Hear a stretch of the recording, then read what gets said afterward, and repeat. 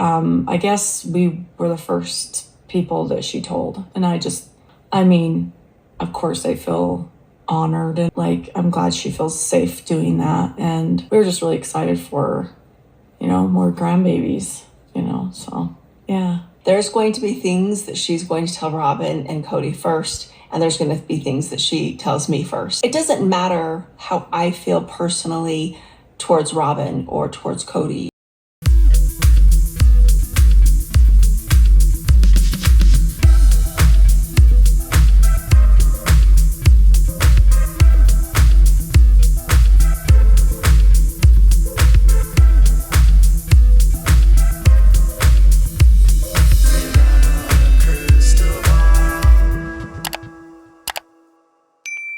Hey friends, it's Katie from Without a Crystal Ball. Welcome back to my channel. It is Monday, November 6th, 2023. I hope all of you are having a wonderful day.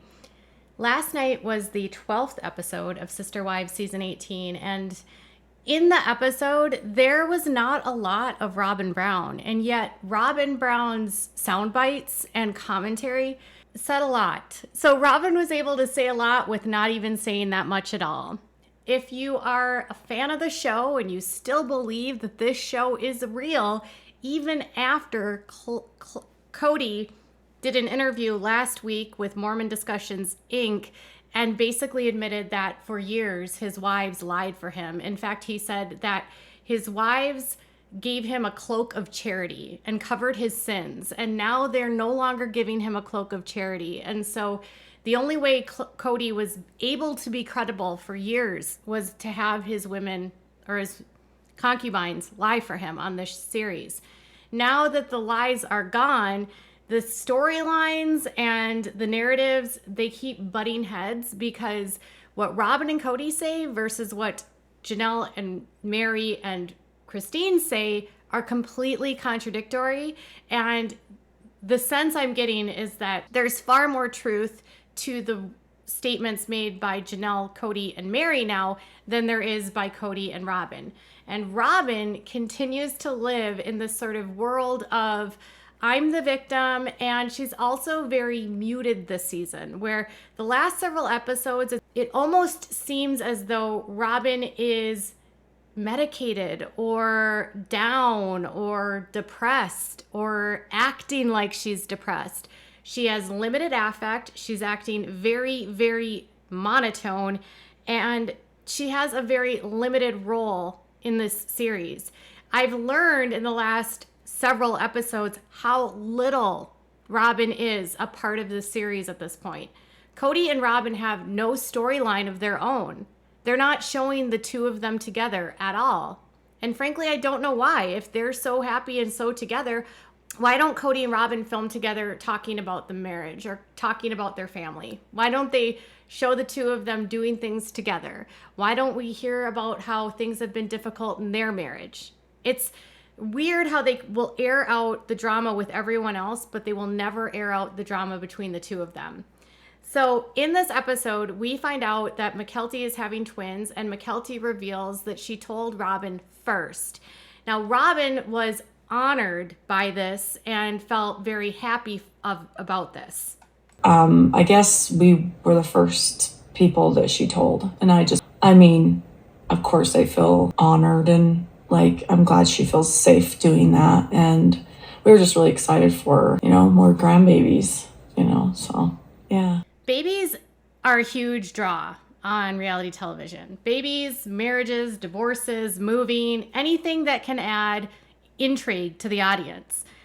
Baby announcements are very exciting. And Robyn is just so monotone there, where she's like, yeah, she just, I guess, told us first. And of course, I'm so happy that she chose to speak to us and that we felt safe. I can't decide if this whole thing that Robyn's doing right now is, again, sort of this act of Robyn trying to act like she's the victim of all of this family drama, all of these family breakups, and that this new person that she is showing to the audience is somehow to distract us from the 17 seasons of her being Kody's mouthpiece, being bossy, trying to run the family, creating rules for the family, trying to change things, being Kody's, what does she say, that she downloads information for him and puts it in his brain and can speak Kody?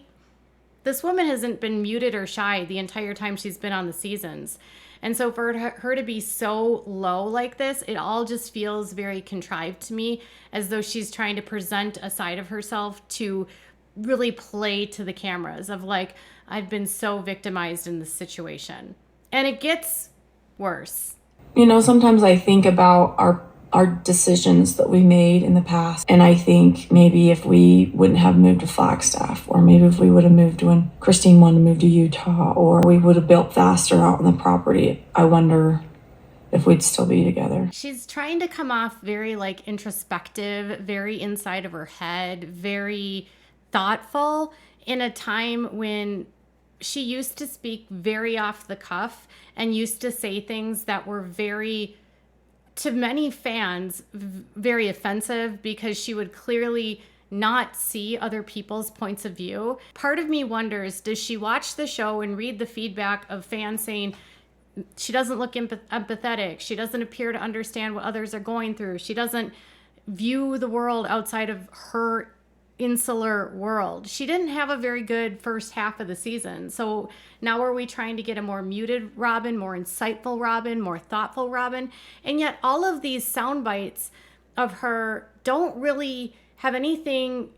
She's speaking as a part of the storyline for Christine. It feels incredibly awkward for Robyn to comment on Christine's life after Christine has left, on a party related to Christine.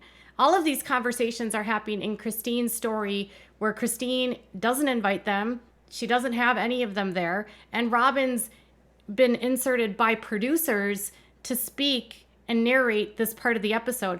You know, a huge part of this series now is becoming them narrating the footage, which makes me feel like they don't have enough footage of them filming on the show to actually have the footage be the storyline versus the narration. They used to have footage and you would see them doing activities, and today it's just all you see is them in their talking head interviews. Kody and I and our kids were not invited to Christine's birthday party. It's really hard for my kids and I when we find out that the family's gathering and doing things. It stings when we find out. So during the party, while Christine's having a wonderful time, the producers asked Robyn about her thoughts about the party, or if whether or not she was invited. And this seems to be a little bit of an instigation by producers here, but she says that, you know, they weren't invited and it always stings when they're not invited. But this response is to me, like she's playing the victim here, because she didn't want to see anyone at Christmas. She already said to the family that they wanted to be separate, that she felt like they didn't want to participate in events with them, the gift exchange, that whole fight they had at Christmas about gifts and when the families blended. She and Kody drew a line in the sand at that point. They didn't want to see the rest of the family. They weren't invited over to their house for Christmas. They didn't have the holidays with anyone else because they refused to be a part of it. They don't want to deal with these people anymore. So for her to act like she cares that she's not invited to these events is just, to me, I don't buy it. Maybe she feels sad about what they've lost. Maybe she feels sad about the money that's gone out the drain, that she loses with these wives leaving or these concubines leaving. All in all, it's just hard for me to believe that she cares at all, other than to play that she's, again, the victim. I wish that like Meri and I could be more light, like her and Jenna are with each other. I really do. But I know that the role that we have with each other is sort of consoling each other and helping each other through that trauma that we've gone through with everything. And I'm not jealous. I just want more too. Meri's storyline was about her renovating her carriage house, and her friend Blair is an interior designer, and Blair comes on and he has an entire scheme that he has designed and created and rendered. He has mock-ups, he has all the materials, the colors, and the different products he'll be using, and he's showing this for the first time to Meri and to Jen. And Robyn, instead of saying anything really about her being excited for Meri and renovating this. Again, this carriage house, which renovation is a huge excitement for Meri. It might not make the best storyline. It's kind of boring to watch. Meri's very excited about this. She's clearly very happy. She has a very good relationship with Jen, who was never her sister wife, who never slept with her husband, who never had kids with her ex-husband. And Blair is a man that's married to a man and a friend of hers for 4 to 5 years. So neither of these were ever romantic rivals of hers. And Robyn's like, oh, I wish we had this playful relationship like she did with Jen, but we are more of consoling each other through the trauma. And I thought, what trauma did you need consoling from, Robyn? The trauma of Meri being abandoned by Kody for 8 years? Meri and Robyn used to have a very playful relationship. As far as I can tell, Robyn's trauma is that she is the last wife standing in a family that was not intact, wasn't perfect, and certainly by no means is polygamy a good thing, but until she came in, was working or trying to work in some capacity as one family. And today, she's the victim and she's consoling trauma with Meri, and yet I can't figure out what trauma she has, other than always feeling like she's the victim of being Kody's favorite wife and getting all of the money and the resources and the time. I can't, again, figure out how she's been victimized when she has a 4,500 square foot home. Her house has all kinds of expensive art. She wears expensive jewelry. She has a Rolex. Her husband drives a Lexus. Like, where is the victim here other than the wives that were fundraising and bankrolling the family are gone? Is the trauma that the family is gone? And why are you jealous of Meri being happy? Can't you just be happy for Meri? Polygamy breeds jealousy, and she says, I'm not jealous. You are jealous, or you wouldn't say anything. That's just my opinion. Those are the clips of her in this episode. That's the extent of what she had to say in this entire episode. The last several weeks, there has been next to no storyline for Robyn, which means Robyn is barely working, which means that Robyn's making income the same as the other women that are literally carrying the show, and she's not putting in the effort or the work. And this has been something I've noticed on this series for years, that everything is always about Kody's relationships with other people. Kody and Robyn's relationship has no storyline. They either want to hide their relationship and protect it from cameras, or they are hiding something. I have a sense that Kody is extremely controlling of Robyn, and for that, I do have empathy for her. I have empathy for the fact that Robyn was brought into a family and viewed by Kody as an object. I have empathy for the fact that Kody viewed her as a trophy. But I also know that Robyn came into this family, at least from people I've spoken to, because she was looking for stability. She wanted to be on a reality television show, and she was looking for a guy with money. And Kody could offer the reality show and pretend that he had money and use the other money of the other women to spoil her. I have empathy that she wanted something and that what she wanted is not what she got. But it's hard at this point to understand what her role is on this show other than adding fodder and trying to play the victim. She doesn't want to open up about anything about herself. She doesn't want to share any of her life. What do we actually know about Robyn? Nothing.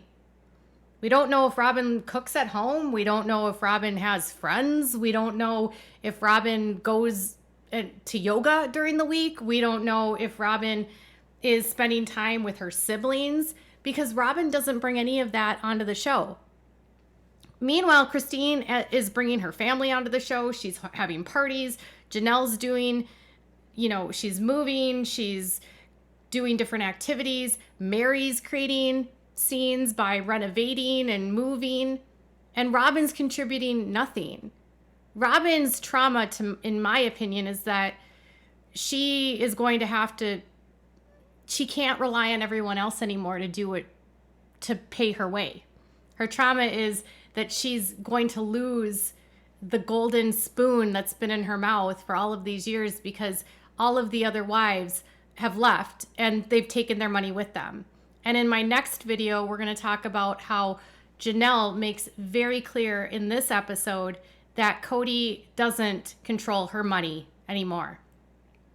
So tell me what your thoughts are in the comments below. Bye, guys.